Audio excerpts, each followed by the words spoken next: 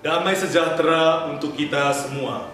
Saudara-saudari terkasih, hari ini Kamis 29 Juni 2023, Hari Raya Santo Petrus dan Paulus Rasul.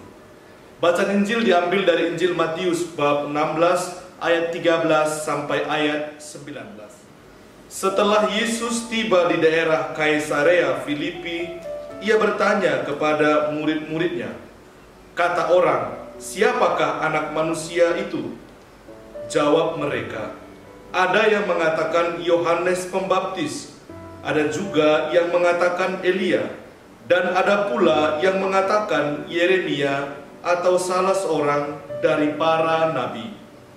Lalu Yesus bertanya kepada mereka, "Tetapi apa katamu? Siapakah aku ini?" Maka jawab Simon Petrus, "Engkau adalah Mesias, Anak Allah yang hidup." Kata Yesus kepadanya, "Berbahagialah engkau Simon bin Yunus, sebab bukan manusia yang menyatakan itu kepadamu, melainkan Bapa-Ku yang di sorga. Dan aku pun berkata kepadamu, engkau adalah Petrus, dan di atas batu karang ini aku akan mendirikan jemaatku, dan alam maut tidak akan menguasainya. Kepadamu akan kuberikan kunci kerajaan sorga. Apa yang kau ikat di dunia ini akan terikat di surga, dan apa yang kau lepaskan di dunia ini akan terlepas di sorga." Demikianlah sabda Tuhan. Siapakah aku ini? Saudara-saudari terkasih, episode Injil tentang pengakuan iman Petrus ditempatkan oleh penginjil Matius di daerah Kaisarea Filipi, daerah paling utara tanah Israel, di bawah kaki Gunung Hermon, di mana sumber dari sungai Yordan. Nama kota ini mengingatkan akan penguasa Romawi Filipi. Kaisarea adalah imperial kerajaan. Dinamakan Kaisarea dari Filipi, pemimpin wilayah yang menghormati imperator atau penguasa. Disinilah datang pengakuan yang menyatakan dan memproklamasikan Yesus adalah Mesias. Adalah sangat menarik untuk digarisbawahi bahwa peristiwa ini berada sangat jauh dari Yerusalem secara praktis dan geografis, tetapi juga memiliki makna simbolis yang berseberangan dengan Yerusalem sebagai tempat kota kudus. Di daerah yang jauh dari pusat kekudusan, pinggiran daerah orang pagan, bergemalah pengakuan mesianik Petrus. Di Kaisarea Filipi, Yesus bertanya kepada murid-muridnya, dan di sana Yesus mengajukan pertanyaan dengan dua cara. Yang pertama, dengan cara tidak langsung, kemudian dengan cara langsung. Setelah pertanyaan pertama tentang bagaimana pendapat orang tentang siapa anak manusia, yang berarti satu pertanyaan yang tidak bersifat personal dan tidak melibatkan secara langsung para murid. Namun kini tiba saatnya para murid tidak bisa lari dari pertanyaan Yesus. "Tetapi apa katamu? Siapakah aku ini?" Dengan ini boleh diterjemahkan bahwa para murid seharusnya memiliki pengenalan yang berbeda dan lebih dalam dari orang lain. Bukan hanya itu, dalam pertanyaan pertama, Yesus mempertanyakan identitas anak manusia yang menjadi predikat tertinggi dari Mesias. Tetapi dalam pertanyaan kedua beralih kepada pertanyaan langsung kepada saya, dan pertanyaan diarahkan kepada personal yang menusuk bahkan menyakitkan. "Tetapi katamu, siapakah aku ini?" Kalian yang telah hidup bersama aku, kalian yang telah mendengar dari dekat perkataan-perkataanku, kalian yang telah berbagi bersamaku dalam perjalanan hidup eksistensial, bagi kalian, siapakah aku ini? Yesus membuat pertanyaan kepada para muridnya. Dia sendiri adalah pertanyaan yang membuat kita hening yang mengguncang, yang tidak meminta satu jawaban ilusi, tetapi jawaban setiap hari dan setiap fase dalam hidup. Bagi orang beriman, Yesus bukan hanya pertama-tama sebuah jawaban atas pertanyaan atau situasi hidup kita, tetapi juga adalah sebuah pertanyaan.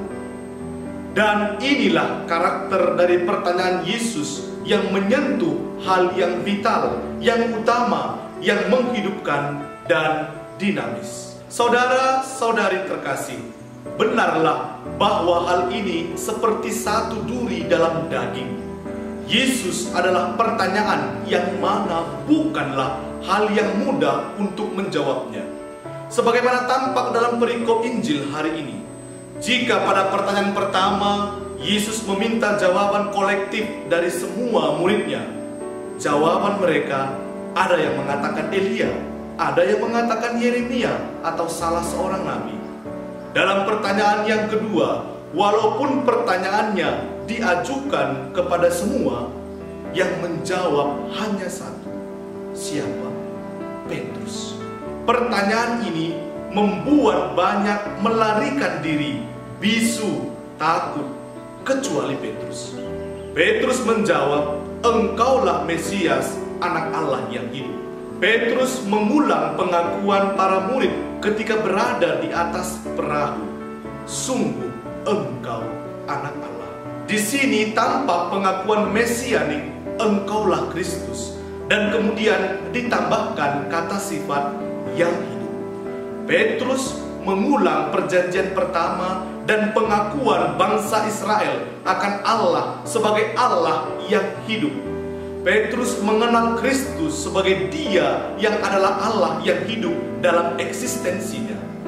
Petrus, batu yang pada waktu itu di pinggir danau Galilea hampir tenggelam karena iman yang lemah dan dari keraguan akan identitas Yesus, sekarang menjadi batu yang hidup.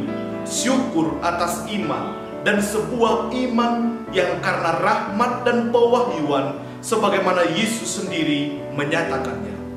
Petrus menyatakan imannya akan Yesus, Mesias, Anak Allah yang hidup. Dalam menghidupi iman itu, Petrus kadang ragu, bahkan jatuh. Namun Petrus menyesal, bertobat, dan bangkit lagi, serta menyatakan pertobatannya setia sampai akhir dan menjadi martir. Yesus mempercayakan gerejanya kepada Petrus, batu karang yang hidup. Kepercayaan ini bukan pertama-tama karena Petrus kuat, hebat, namun karena kemurahan hati Allah yang memberikan rahmat yang besar kepadanya, dan Petrus berjuang untuk menjaga dan mempertahankannya. Pengakuan akan Yesus sebagai Putra Allah yang hidup telah juga dikatakan dan dihidupi oleh Rasul Paulus. Ia yang sebelumnya adalah penganiaya pengikut Kristus, setelah ditangkap oleh Tuhan, kini menjadi Rasul Kristus dan pewarta yang sejati. Bagiku, hidup adalah Kristus dan mati adalah keuntungan. Lagi, Rasul Paulus mengatakan, "Sia-sialah aku jika aku tidak mewartakan Injil." Semua ini menjadi bukti yang jelas dan nyata bahwa Paulus sungguh beriman kepada Kristus, Putra Allah yang hidup. Siapakah Yesus bagi saya, bagi Anda, saudara-saudari terkasih? Saudara-saudariku terkasih, semoga perayaan hari ini, Hari Raya Petrus dan Paulus, membantu kita untuk mengenal siapa Yesus bagi kita, dan kesaksian kedua rasul ini menjadi teladan bagi kita dalam beriman kepada Kristus yang bangkit lewat perkataan dan kesaksian hidup sehari-hari. Rasul Petrus mendoakan kita agar tetap setia kepada Allah. Rasul Paulus mendoakan kita untuk siap sedia menjadi saksi Kristus, misionaris di sepanjang perjalanan hidup kita. Amin. Tuhan memberkati kita.